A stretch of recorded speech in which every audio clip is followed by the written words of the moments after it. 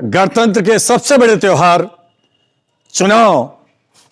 की अधिसूचना भारत निर्वाचन आयोग ने जारी कर दी है। आगामी 3 मार्च को बस्ती विधानसभा के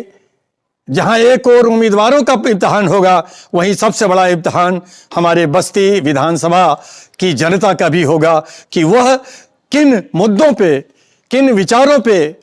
किन शर्तों पे अपने नुमाइंदा, अपने उम्मीदवार को उत्तर प्रदेश की विधानसभा में भेजेंगे। मैं तो कहता हूं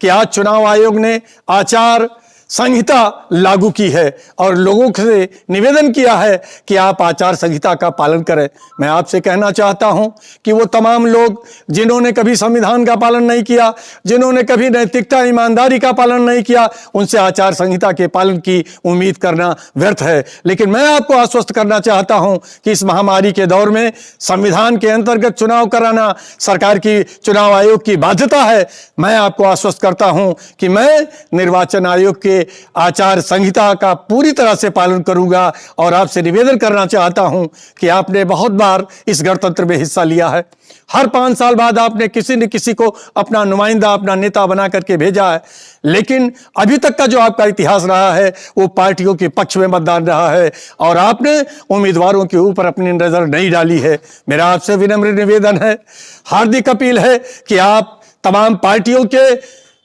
बारे में तो विचार करें, लेकिन उम्मीदवारों के बारे में भी आप विचार करें कि उनके अंदर ईमानदारी है या नहीं है, उनके अंदर नैतिकता है या नहीं है, उनके अंदर चरित्र है या नहीं है। आचार संहिता का पालन करने की बात तो छोड़ दीजिए, उनके आचार विचार आपके साथ और लोकतंत्र के साथ मेल खाते हैं या नहीं खाते हैं। और अगर नहीं खाते हैं तो कहीं न कहीं आपको ये फैसला करना चाहिए। अपने भाई, अपने बेटे देवेंद्र कुमार श्रीवास्तव के बारे में विचार करना चाहिए, जिसने पूरी जिंदगी वसूल, सिद्धांत, ईमानदारी और चरित्र से अपने आप को कभी जुदा नहीं किया। तमाम रास्ते आए, तमाम विकट परिस्थितियां आए, तमाम ऐसे अवसर आए जो मुझे विचलित कर सकते थे, मुझे परेशान कर सकते थे, लेकिन मेरे हौसले और आपकी मोहब्बत और आपका प्यार मुझे अपने रास्ते से भटकने के लिए कभी मजबूर नहीं किया। और इसीलिए जब मैंने तिरंगा झंडा पकड़ा, कांग्रेस पार्टी का झंडा पकड़ा, तो तब से लेकर के आज तक हमने कांग्रेस पार्टी का दामन नहीं छोड़ा। और तो और जिस वसूल सिद्धांत के लिए मैं जाना जाता हूं और जिस ईमानदारी के लिए मैं जीता हूं और जिस गांधी, सुभाष चंद्र बोस, मौलाना आजाद, अब्दुल कलाम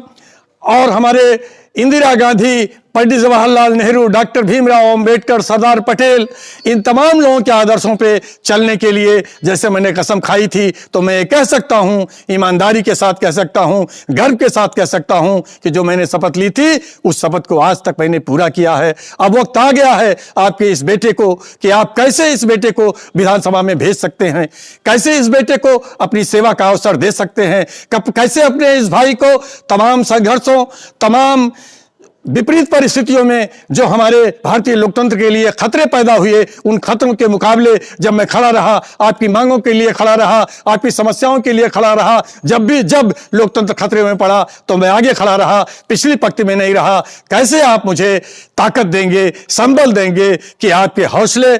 और आपके ताकत के बल पर मेरे पास धन नहीं है, मेरे पास और कोई दूसरी ताकत नहीं है, मैं कभी जाति का सहारा नहीं लिया, मैंने हमेशा मानवता का सहारा लिया। कैसे आप मुझे मजबूत करके और अपनी सेवा का अवसर देंगे? इन्हीं अपील के साथ मैं आपको दोबारा मुबारकबाद देता हूं कि आने वाले 3 तारीख को आप हौसले, आप हिम्मत